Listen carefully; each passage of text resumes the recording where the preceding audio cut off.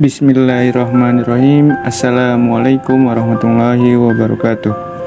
Perkenalkan, nama saya Ahmad Haikaluddin, asal dari Bandung Timur, dengan nomor NIM 12120100006. Di sini saya akan mempresentasikan tentang bimbingan dan konseling di sekolah. Selamat menyaksikan. Pengertian bimbingan dan konseling di sekolah. Apa itu pengertian bimbingan dan konseling di sekolah? Yaitu pelayanan bantuan untuk peserta didik, baik secara perorangan maupun kelompok agar mandiri dan bisa berkembang secara optimal dalam bimbingan pribadi, sosial, belajar, maupun karir melalui berbagai jenis layanan dan kegiatan pendukung berdasarkan norma-norma yang berlaku. Bahasan yang selanjutnya yaitu fungsi. Yang pertama ada fungsi pemahaman, yang kedua fungsi pencegahan, yang ketiga fungsi pengetasan, yang keempat fungsi pemeliharaan, yang kelima fungsi advokasi. Pertama, fungsi pemahaman, yaitu fungsi membantu peserta memahami diri dan lingkungan. Yang kedua, fungsi pencegahan, yaitu fungsi untuk membantu peserta didik mampu mencegah atau menghindari diri dari berbagai masalah yang dapat menghambat perkembangan dirinya. Yang ketiga, fungsi pengetasan, yaitu fungsi untuk membantu peserta didik mengatasi masalah yang ada di dalamnya. Yang keempat, fungsi pemeliharaan dan pengembangan, yaitu fungsi untuk membantu peserta didik memelihara dan menumbuhkan berbagai potensi dan kondisi positif yang dimilikinya. Yang kelima, fungsi advokasi, yaitu fungsi untuk membantu peserta didik memperoleh pembelaan atas hak atau kepentingannya yang kurang mendapat perhatian. Selanjutnya yaitu tujuan bimbingan dan konseling di sekolah. Bimbingan dan konseling bertujuan membantu peserta didik mencapai tugas-tugas perkembangan secara optimal sebagai makhluk Tuhan, sosial, dan pribadi.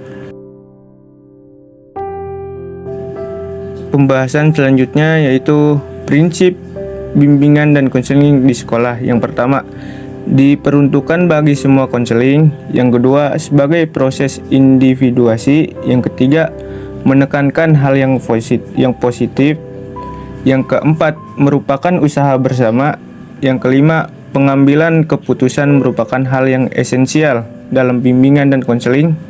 Yang keenam, berlangsung dalam berbagai setting atau adegan kehidupan. 1. Diperuntukkan bagi semua konseling. Prinsip ini berarti bahwa bimbingan diberikan kepada semua konseling atau konseli, baik yang tidak bermasalah maupun yang bermasalah, baik pria maupun wanita, baik anak-anak, remaja maupun dewasa.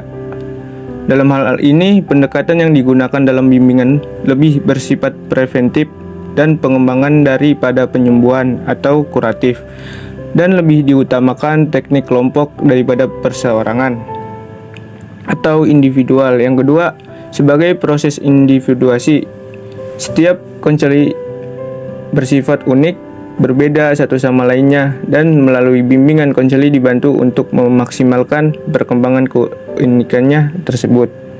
Yang ketiga, menekankan hal yang positif. Dalam kenyataan masih ada konseli yang memiliki persepsi yang negatif terhadap bimbingan, karena bimbingan dipandang sebagai satu cara yang menekan aspirasi. Yang keempat, merupakan usaha bersama. Bimbingan bukan hanya tugas atau tanggung jawab konselor, tetapi juga tugas guru-guru dan kepala sekolah atau madrasah sesuai dengan tugas dan peran masing-masing. Yang kelima, pengambilan keputusan merupakan hal yang esensial dalam bimbingan dan konseling. Bimbingan diarahkan untuk membantu konseli agar dapat melakukan pilihan dan pengambilan keputusan. Bimbingan mempunyai peranan untuk memberikan informasi dan nasihat kepada konseli, yang itu semuanya sangat penting baginya dalam mengambil keputusan.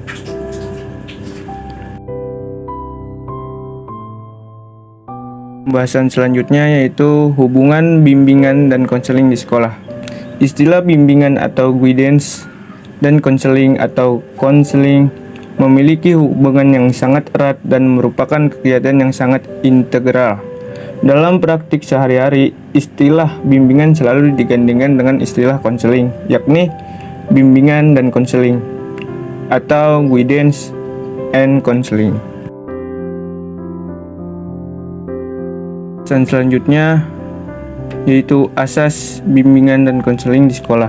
Yang pertama, terdapat asas kerahasiaan, yang kedua asas kesukarelaan, yang ketiga asas keterbukaan, yang keempat asas bimbingan dan konseling yang menghendaki agar peserta didik atau klien yang menjadi sasaran layanan atau kegiatan, yang kelima asas kegiatan, yang keenam asas kemandirian, yang ketujuh asas kekinian, yang kedelapan asas kedinamisan, yang kesembilan asas keterpaduan, yang kesepuluh asas kenormatifan, yang kesebelas asas keahlian, yang kedua belas asas ahli tangan, yang ketiga belas asas tuturi andayani.